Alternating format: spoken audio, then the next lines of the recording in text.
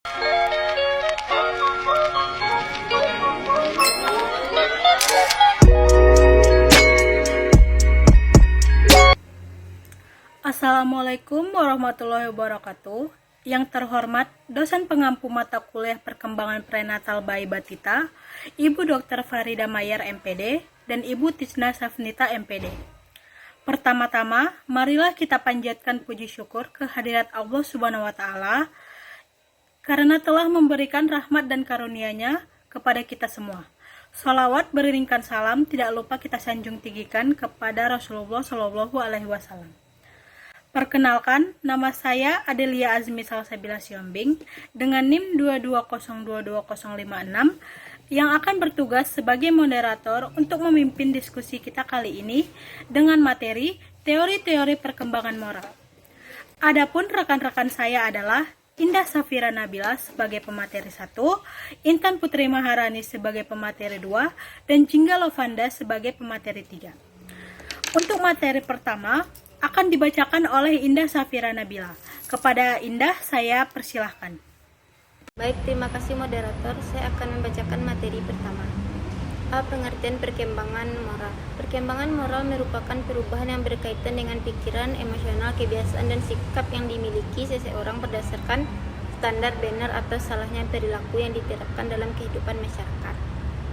Perkembangan moral anak merupakan hal yang perlu untuk diketahui secara mendalam bagi praktisi atau pemerhati pendidikan anak berusia dini. Anak berusia dini merupakan aset berharga untuk keberlangsungan hidup bangsa dan negara di masa mendatang. Prinsip-prinsip perkembangan moralitas anak. 1. Pendidik harus mampu membina komunikasi yang bagus dengan anak didikannya, agar kelak mereka tidak merasa takut terhadap para pendidik. 2. Pendidik merupakan contoh bagi anak, sehingga pendidik harus memperhatikan perilaku yang baik-baik terhadap anak. 3. Pendidik harus memberikan kelonggaran bagi anak dalam memilih dan berkehendak selama tidak menimbulkan konsekuensi yang besar. 4.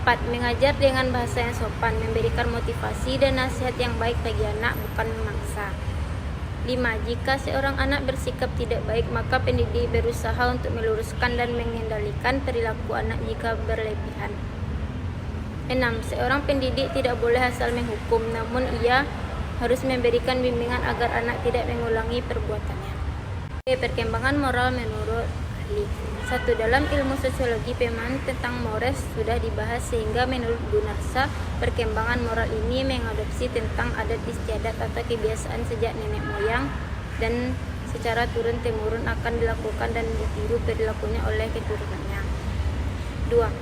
Moral menurut Schaeffer berarti menjadi penilaian perilaku kita dalam masyarakat atau kelompok sosial, sehingga jika moral kita baik akan berdampak positif, dan jika moral itu buruk maka akan berdampak pada diri kita serta tercemarnya nama baik dalam lingkungan sosial sekitar. 3. Ronges mengemukakan bahwa moral itu bertujuan untuk kehidupan yang sejahtera dalam lingkungan sosial dan masyarakat. Jika manusia tidak memiliki moral, maka kehidupan sosial ini tidak harmonis atau damai dan pertikaian. 4.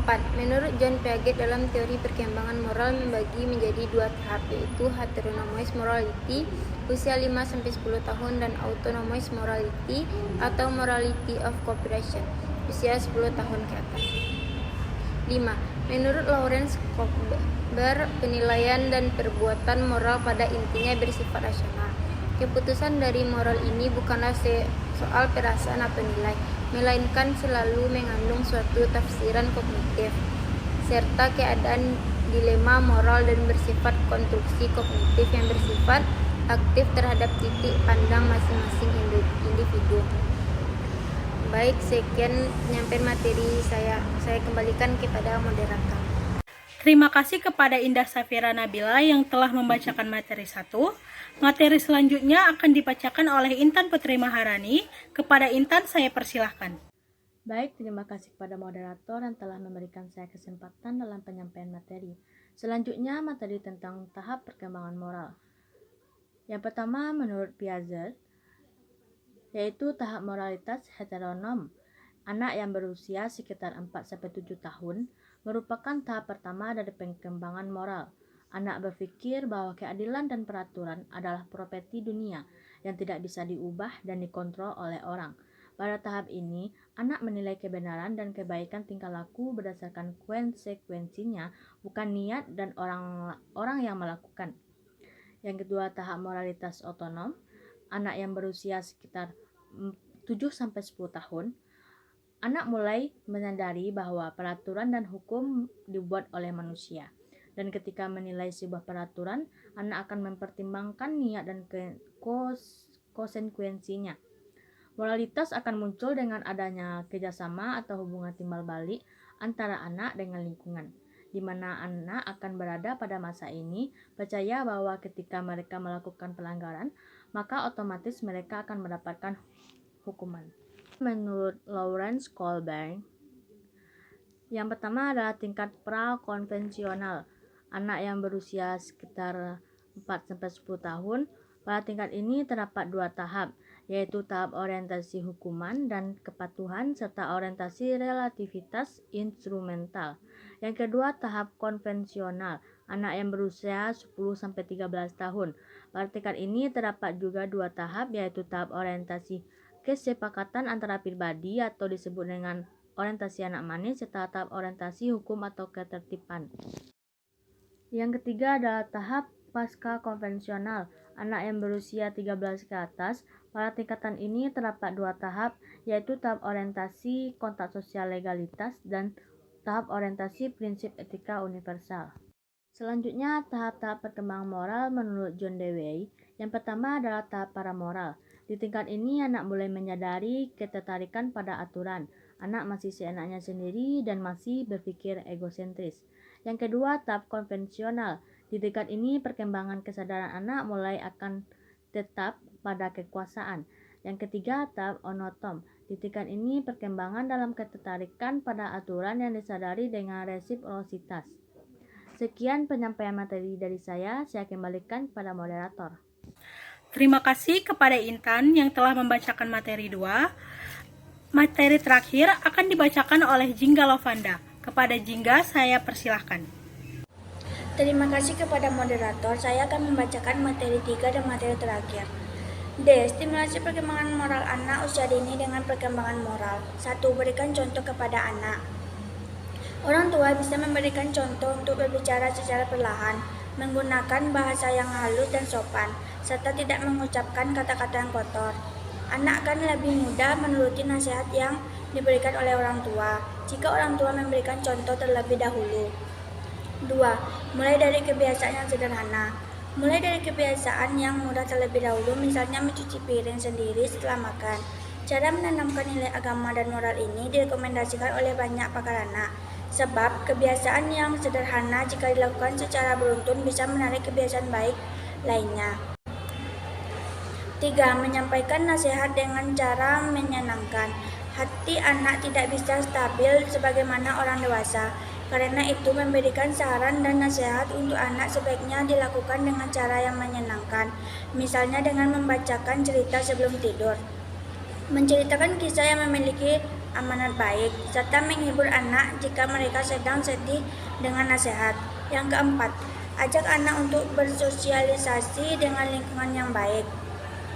Sebaiknya hindari anak dengan teman yang memiliki tabiat kurang baik, dan ajak anak ke tempat yang memiliki kebiasaan baik. Cara menanamkan nilai agama dan moral untuk anak, misalnya dengan mengajak anak bermain bersama dengan teman sepermainan yang sepantaran. 5. Jangan paksa anak untuk melakukan sesuatu. Jika anak agak sulit menerima kebiasaan dan nasihat yang Anda berikan, atau masih enggan melakukan kebiasaan yang praktekkan, jangan menyerah dan kesal. Pahami kondisi tersebut dan cobalah untuk menasihatinya secara perlahan. Misalnya, jika anak tidak mau membereskan kamar tidurnya, berikan nasihat secara lembut dan bantu anak untuk membereskan tempat tidurnya. Faktor pengaruh perkembangan moral. 3. Faktor internal atau faktor dalam merupakan faktor kepribadian individu yang telah dikaruniai sebagai potensi, baik akal maupun nurani, meliputi pembawaan potensi psikologis tertentu yang turut mengembangkan dirinya sendiri. faktor genetika atau bisa disebut dengan hereditas. Hereditas merupakan totalitas karakteristik individu yang diwariskan orang tua kepada anak, atau segala potensi baik fisik maupun psikis yang dimiliki individu sejak masa konsepsi sebagai pewarisan dari pihak orang tua melalui genpen pada masa konsepsi. 2. Faktor eksternal atau faktor luar ini terdiri atas konteks atau keadaan di mana ditinggali oleh dan konteks sosial atau cara proses interaksinya dengan lingkungan sosial di sekitarnya. Di antara faktor eksternal yang mempengaruhi perkembangan moral peserta didik adalah 1. Lingkungan sosial masyarakat, 2. Kultural, 3. Edukatif, dan 4. Religius. Sekian, terima kasih dari saya kembalikan kepada moderator. Terima kasih kepada Jingga yang telah membacakan materi ketiga. Sekian penyajian materi dari kelompok 3. Saya selaku moderator memohon maaf jika ada kesalahan kata saat penyampaian. Terima kasih. Assalamualaikum warahmatullahi wabarakatuh.